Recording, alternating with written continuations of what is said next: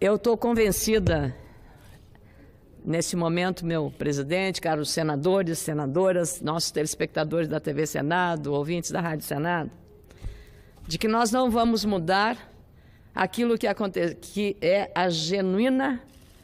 o genuíno DNA de um partido político.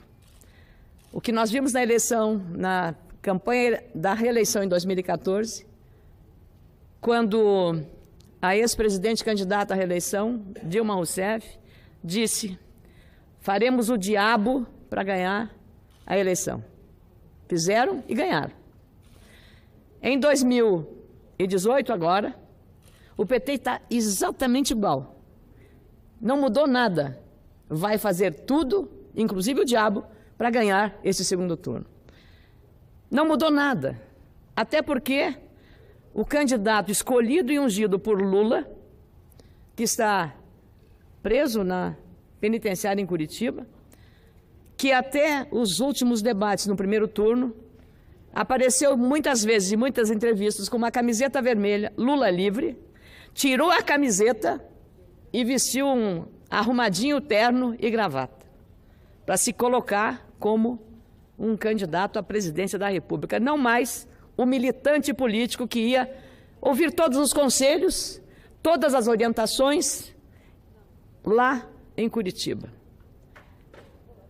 Como agora o discurso é outro, e aí me valho de uma preciosa referência de um grande, o chanceler de ferro da Alemanha, no século XIX, Otto von Bismarck, e que foi mencionado pelo meu amigo, que eu respeito muito, Antônio Delfim Neto, num artigo escrito pela Folha de São Paulo no dia 26 do mês de setembro, em que ele abre a frase desse artigo dizendo e lembrando o grande, nobre e grande chanceler e diplomata alemão do século XIX, Otto von Bismarck, que disse o seguinte: o grande Bismarck, com a sua sabedoria animal, afirmou que nunca se mente tanto depois de uma caçada, depois de uma guerra ou antes de uma eleição.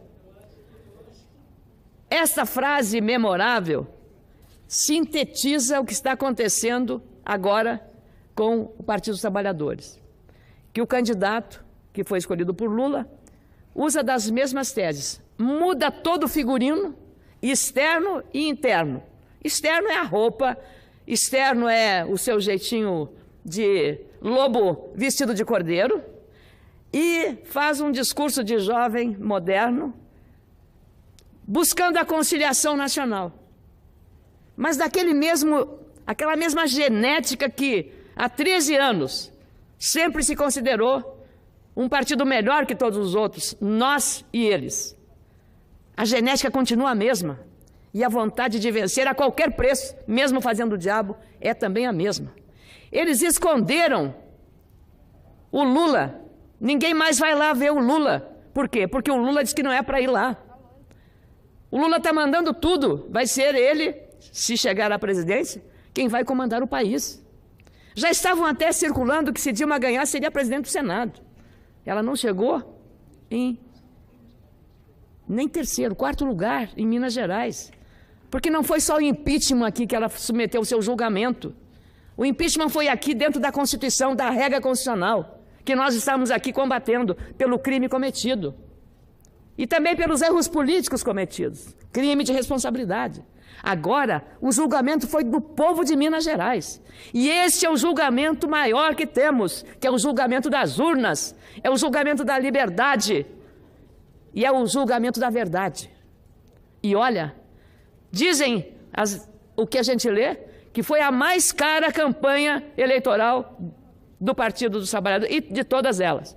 Talvez fugindo da regra até do financiamento público de campanha. Porque dinheiro o partido teve e sempre terá para financiar as suas campanhas. E agora nós estão escondendo o Dirceu, que andou declarando que, se assumir o poder, vão entrar valendo, vão assumir com mão de ferro. Vem com a faca nos dentes. E o próprio candidato disse, numa entrevista, que uma das primeiras iniciativas seria levar o Lula para sua posse no Palácio do Planalto. Ele não pode fazer isso sem autorização do Poder Judiciário. E se ele se arvora desse direito, está suprimindo o sistema constitucional brasileiro, está desafiando a justiça. Mas agora não. Não vai mais em Curitiba. Já está se mostrando um outro candidato, buscando as igrejas, buscando os evangélicos, buscando os padres, as lideranças religiosas, buscando o diálogo, que nunca tiveram. E dizendo e não reconhecendo os graves erros que cometeram de 13 milhões de desempregados. Arrasando a economia brasileira. Por que aqui tivemos que votar a PEC do teto? Porque tivemos gosto de votar a PEC do teto? Não. Foi para botar um freio na gastança que Dilma fez de maneira absolutamente irresponsável, levando esse país a um caos econômico, financeiro e social também. Quem se dizia representante dos trabalhadores não poderia ter deixado como herança esse passivo social do desemprego gerado por uma administração absolutamente irresponsável, perdulária, botando dinheiro onde não devia, simplesmente porque nenhum dos projetos tinha planejamento. E aqui, agora, eles não podem esconder a verdade, porque quem mais conhece o Partido dos Trabalhadores é um dos seus fundadores, um dos braços direitos de Lula e de Dilma, ninguém mais, ninguém menos do que Antônio Palocci, que entregou ao Poder Judiciário, às autoridades, dizendo, como está escrito na coluna da Mônica Bergamo de hoje, Antônio Palocci disse às autoridades de Brasília que a descoberta do pré-sal foi encarada como um bilhete premiado para o governo Lula. O delírio do pré-sal, escreveu ela, passou a permear as ações do governo, ações do Congresso Nacional, ações de governadores e prefeitos pelos royalties, em cima de um dinheiro que estava a 7.000 metros de profundidade, disse ele, segundo o relatório da Polícia Federal. Os documentos estão na apelação do ex-ministro envolvendo crimes de corrupção e lavagem de dinheiro envolvendo sondas da Petrobras, o chamado Petrolão, e perderam o sigilo nesta quarta-feira. O ex-ministro Palocci, que conhece profundamente as entranhas do Partido dos Trabalhadores, que quer voltar ao poder, fazendo o diabo para ganhar as eleições, como disse Dilma, os contratos gerariam 25 bilhões de reais, que poderiam ser foco para propinas para o partido. Segundo ele, o montante representaria o financiamento de 4 ou 5 campanhas para presidente. Mais ainda, o Antagonista, que é um site muito hoje seguido pelo grau de boas informações que tem, o Antagonista publica hoje aquilo que a defesa de Palocci encaminhou ao Ministério Público exatamente para fundamentar o benefício da colaboração ou delação premiada do ponto de vista do seu instituto. Para ter esses benefícios, ele tem que ter as provas materiais, não só as provas testemunhais ou verbais. E ele, nessa série de documentos aqui, olha, 1, 2, 3 páginas aqui, estão todas elas, 4 páginas, publicadas hoje pelo Antagonista, mostrando tudo que Palocci tem na mão como prova material para mostrar ao Ministério Público e ao Poder Judiciário tudo o que foi feito nesse sistema do Petrolão que resultou na Lava Jato. Mas o que eu mais temo, presidente, o que eu mais temo, por ter aqui acompanhado todo o desenvolvimento daquilo que o Brasil e o mundo enxergaram o nosso país de maneira diferente. Nós somos vistos no mundo lá fora, o país da corrupção. A ficção, as novelas, os filmes americanos, uma ficção de uma novela em que o personagem, quando ia fugir, para onde ele ia? Para o Rio de Janeiro. Nós éramos o paraíso da corrupção. A Lava Jato veio aos poucos mudar este conceito. E da forma como este partido quer chegar ao poder, tirando Lula da cadeia à força, o Ministério Público vai sofrer as consequências, porque todos estão dizendo que esse julgamento, e Palocci está trazendo as provas, que esse julgamento é um golpe contra Lula.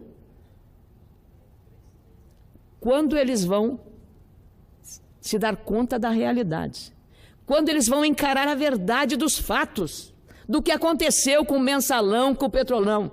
No Mensalão, O Lula tinha o efeito Tefal, nada pegava. Ele era um líder carismático e fazia muitas políticas sociais, e aí, o que acontecia? Nada pegava, nada. Nem aquilo que o Duda Mendonça, o publicitário da campanha, disse do dinheiro que mandou para o exterior, Caixa 2, nada pegava. Agora, continuam mantendo o mesmo mantra, a mesma narrativa, dizendo a mesma coisa, a mesma mentira. Lula não é culpado. Lula é vítima. Ele é vítima de um golpe. Qual o golpe? Se Palocci está mostrando agora as entranhas de uma dura verdade. Será que em algum momento o PT vai reconhecer os erros que praticou? Mas se ele não fez até agora, não o fará agora, em período eleitoral, que precisa convencer o eleitorado brasileiro que mudou. Mas o PT continua o mesmo. É um lobo em pele de cordeiro. Essa vai ser a disputa nesse segundo turno. Vamos ver como o eleitorado vai entender. Como é que o eleitor vai interpretar essa mudança tão radical de comportamento do candidato de uma hora para outra? Simplesmente para conquistar a confiança do eleitorado brasileiro.